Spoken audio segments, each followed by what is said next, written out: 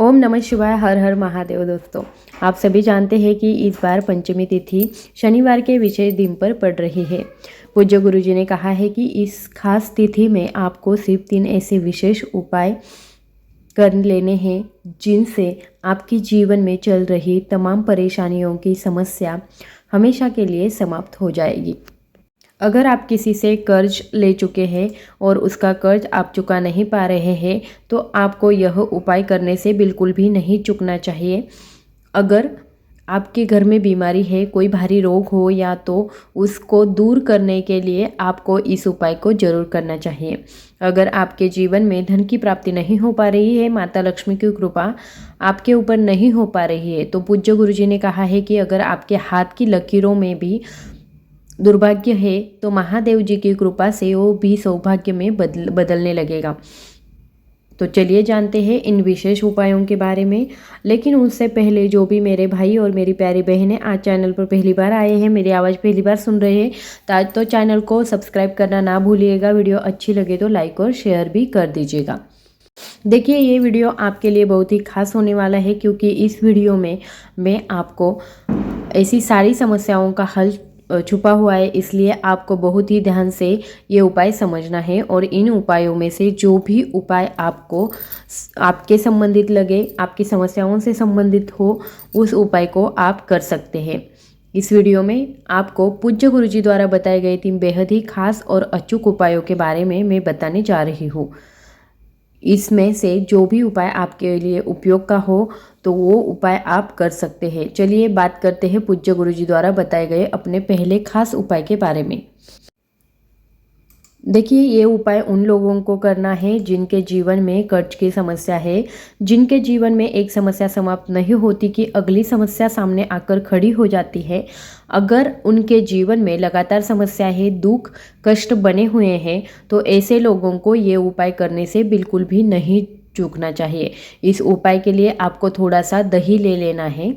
आप चाहे तो आधा कटोरी दही ले लें या फिर जितना भी दही आपके पास में उपलब्ध हो उतना दही आप ले सकते हैं। फिर इसी के साथ आपको ले लेना है एक बेलपत्र। बेलपत्र लेते समय आप इस बात का विशेष ध्यान रखेंगे कि बेलपत्र कहीं से भी कटी फटी नहीं होनी चाहिए। और अगर बेलपत्र के आखिर में डंडी टूटी ना हो तो आपको ये तोड़ करके अलग कर लेंगे और अब इस उपाय को आप करेंगे। बेलपत्र अगर आपके पास नहीं है तो आप शिवलिंग के ऊपर चढ़ी बेलपत्र भी उठाकर इसे जल से शुद्ध करके आप इसका फिर से इस्तेमाल शिवलिंग पर कर सकते हैं और इसमें आपको किसी भी प्रकार का कोई दोष नहीं लगता है। फिर सबसे आखिर में आपको ले लेना है 1 लोटा जल। अब ये तीनों सामग्री लेकर के आपको पहुंच जाना है शिवालय। पूज्य गुरुजी ने कहा है कि ये उपाय आपको शनिवार के दिन करना है और इस शनिवार के दिन अगर आप इस उपाय को सुबह करना चाहे तो सुबह कर सकते हैं और शाम को प्रदोष समय में करना चाहे तो कर सकते हैं। जब भी आपके पास टाइम मिले तब आप इस उपाय को कर सकते हैं। शिवालय पहुंचने के बाद सबसे पहले आप जो दही लेकर के अपने साथ आए हैं उस दही को आप अपने हाथ में रखिए और श्री शिवाय नमस्तुभ्यम या ओम नमः शिवाय मंत्र का स्मरण कीजिए और इस दही से शिवलिंग में अच्छी तरीके से लेपन कर दीजिए। आप अपने हाथ से पूरे शिवलिंग में अच्छे तरीके से इस दही से लेपन कर सकते हैं और कर दीजिए। और इस दही से लेपन करते हुए आप लगातार ओम नमः शिवाय या श्री शिवाय नमस्तुभ्यम मंत्र का स्मरण करते जाएंगे। फिर इसके बाद आप जो एक बेलपत्र आपने के साथ लेकर आए हैं उस बेलपत्र को आप अपने दाहिने हाथ की हथेली में रखेंगे और अपने जीवन में जो भी आपके जीवन में कर्ज संबंधित समस्याएं हैं, परेशानियां हैं या कोई भी आपके जीवन में संकट है, जो भी संकट चल रहा है या कोई भी समस्या बहुत दिनों से चल रही है, उस समस्या को दूर करने के लिए आपको महादेव जी से प्रार्थना करते हुए यह एक बेलपत्र आपको शिवलिंग के ऊपर समर्पित कर देना है। बेलपत्र की चिकनी साइड का हिस्सा शिवलिंग के ऊपर रहना चाहिए और बेलपत्र की डंडी हमेशा की तरह जलाधारी की तरफ रहेगी। फिर सबसे आखिर में आप जो 1 लोटा जल आपके साथ लेकर आए हैं उस जल को आप इसी बेलपत्र के ऊपर आपको धीरे धीरे समर्पित करते जाना है और लगातार श्री शिवाय नमस्तुभ्यम या ओम नमः शिवाय मंत्र का स्मरण करते जाना है। फिर इसके बाद आपको वापस अपने घर को चले आना है। पूज्य गुरुजी ने कहा है कि अगर हम शनिवार के दिन इस विशेष उपाय को करते हैं तो हम आपको इस व्यासपीठ से यकीन दिलाते हैं कि आपके जीवन से कर्ज की समस्या समाप्त हो जाएगी। आपके जीवन में चाहे जैसी भी समस्या हो, संकट हो, वो महादेव जी की कृपा से जल्द समाप्त हो जाएगी। अगर आपके जीवन में कर्ज बहुत ज़्यादा है तो आप इस उपाय को 5 शनिवार कम से कम कर सकते हैं, लगातार करने होंगे। अब इसके बाद आते हैं दूसरे उपाय की ओर। ये उपाय उन लोगों को करना है जिनके जीवन में धन धान्य की समस्या बनी हुई है। बिजनेस व्यापार अगर उनका अच्छे से नहीं चल रहा है, नौकरी भी कोई तरक्की नहीं दिला पा रही है, ऐसे लोगों को धन प्राप्ति के लिए, तरक्की प्राप्त करने के लिए, व्यापार बिजनेस को चलाने के लिए इस उपाय को जरूर कर लेना है। देखिए, इस उपाय के लिए आपको 1 चम्मच काले तिल लेने हैं। आप चाहे तो 1 चम्मच काला तिल ले लीजिए या फिर 2 चम्मच काला तिल ले लीजिए। जितना भी आपके पास में उपलब्ध होगा उतना आप ले सकते हैं। आप अपनी श्रद्धा अनुसार उतने काले तिल ले लीजिए। काले तिल शनिवार के दिन जब भी हम शिवलिंग के ऊपर समर्पित करते हैं तो इससे हमारा दुर्भाग्य समाप्त हो जाता है और हमारे सौभाग्य में वृद्धि हो जाती है। इसलिए आपको 1 या 2 चम्मच काले तिल ले लेने हैं। फिर इसी के साथ आपको 11 चावल के दाने भी ले लेने हैं। चावल के दाने लेते समय आप इस बात का ध्यान रखिए कि चावल के दाने कहीं से भी टूटे या खंडित नहीं होने चाहिए। फिर सबसे आखिर में आपको थोड़ा सा धान ले लेना है। धान उसको कहते हैं जिसको छीलकर चावल का दाना निकाला जाता है। आप किसी भी जनरल स्टोर या पंसारी की दुकान या पूजा की सामग्री वाली दुकान पर आपको ये मिल जाएगा, तो वहाँ पर धान बड़ी आसानी से हमें मिल जाता है। आप 1 चम्मच धान ले लेंगे। अब ये तीनों सामग्री को ले करके आपको किसी एक कटोरी में रख देना है। फिर शनिवार के दिन शाम के समय आपको अपने मेन गेट की जो चौखट होती है, आपके घर का मुख्य दरवाज़ा होता है, यानी कि आपका जो मेन गेट होता है उसकी जो चौखट होती है, वहाँ पर बाई साइड में आप अंदर की तरफ बाहर की ओर जाएंगे तो आपका जो उल्टा हाथ होगा उस साइड में आपको यह रख देना है और चौखट के बाई साइड यानी उल्टे हाथ की साइड में आपको ये शनिवार की शाम को यह 1 कटोरी आपको रख देनी है।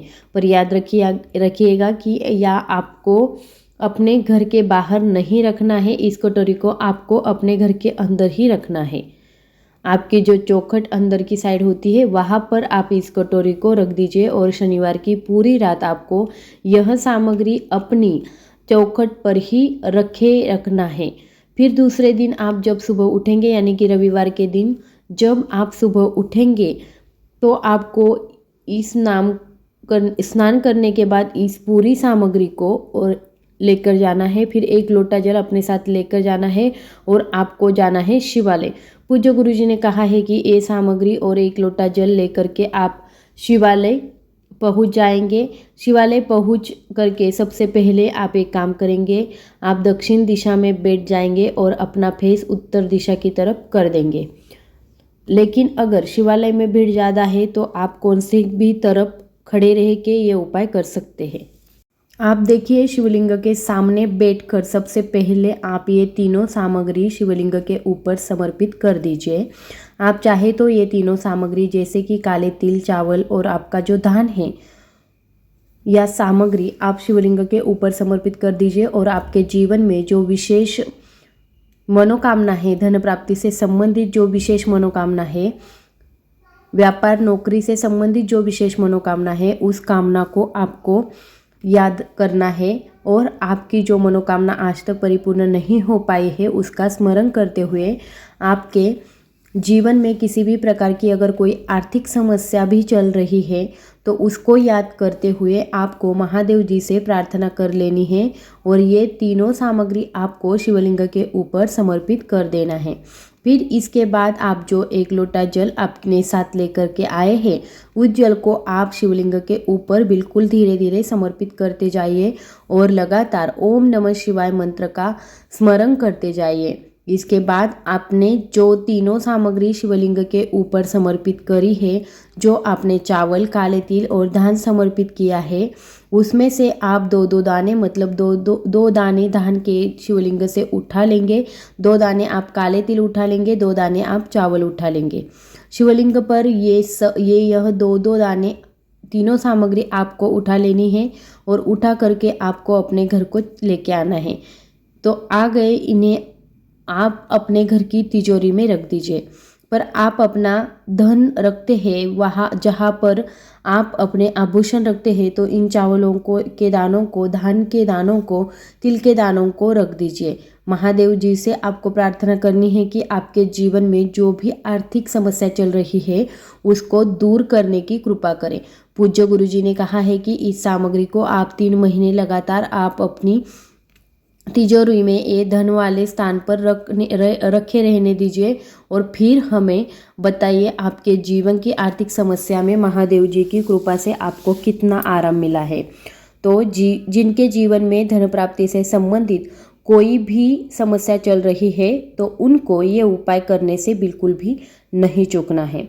आप इसके बाद बात करते हैं अपने सबसे आखिरी और तीसरे उपाय के बारे में, जो है रोग मुक्ति से संबंधित। अगर आपके जीवन में रोग बीमारियों से आप बहुत ही ज़्यादा परेशान हैं तो इस उपाय को आपको सिर्फ 1 लोटा जल ले लेना है। लोटा आप तांबे का लेंगे और जल हमेशा की तरह आपको अपने घर के किचन से ही लेना है।